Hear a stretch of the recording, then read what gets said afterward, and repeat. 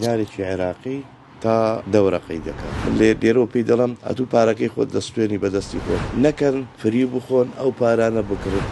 لە حەقەتەوە دوسێ ڕۆژەکە لە سۆشیال میدیایە شتێکی بابەتێکی وە بڵاو بووە کە گوایە دینارێکی عێراقی تا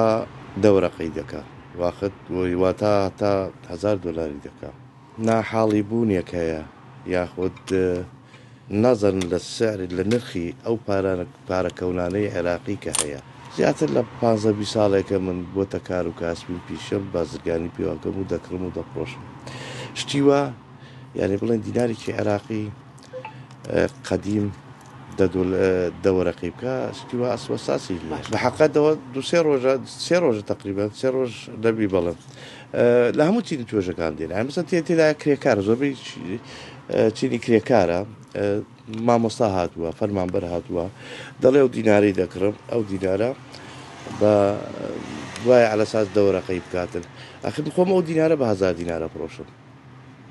بە 1000 دیناری پرۆشم ئەگە بزانم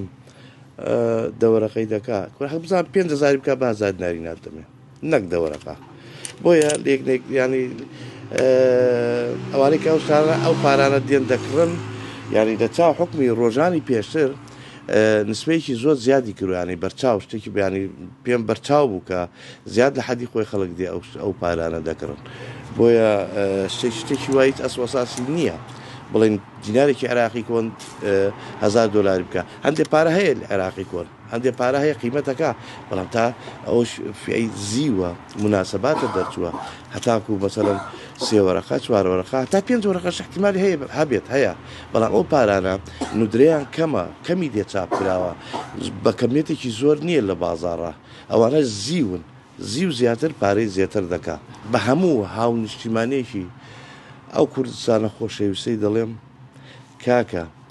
بابەتێکی وە یاخود نرخێکی وە هیچ ئەسڵ و ئەساسێکی نییە نەکەن فری بخۆن ئەو پارانە بکڕن تو ئەوە لە من بە 1000 دینار بیکڕی من بە 1000 دینار لێت ناکڕمەوە چکە خۆم بە 1000 دیناری پرۆشم بە 1000 دینار ناکرێ من پێتی بپرۆشمەوە لێت بکڕمەوە ئەوەی کە ئێوە باسی دەکەن ئێمە لە بازاڕە سێتێکی کامل ئاوە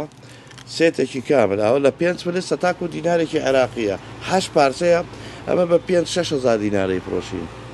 بە 5-6 دینار ئەو کەسەی نیازی کڕینی ئەو شتەیە کە خێری لێ بکات و ئیسفادەی لێ بکە بە حەقەت من لێرەوە پێی دەڵم ئەتوو پارەکەی خۆت دەستێنی بەدەستی خۆت چکە ئەو پارەیە بۆ سعری بکڕیتەوە لە من ئامادە نیم لێت بکڕمەوە بۆ سعرە چکە من کابرایەکی بازرگانم کڕین و فرۆش نەکەم ئەلبەتە لەو قیمەتە کەمتر لێتە کڕمەوە ئەوەشی کە قەنەعەتی بەخسەکەی من نییە من هەمە ئەلەو بابەتە پارانە دەفرسی و پێچفرسی عێراقی من هەمە هەر کەسێک دەوێ یەک تەنێ دەمێت کە 1000 کیلۆیە بە 10,000 دلار واتە کیلۆی بە 10 دلار ئەو دا کیلۆی بزانە 200 قڵ دەردەچی 150 قڵ دەردەچی چەند دەردەچی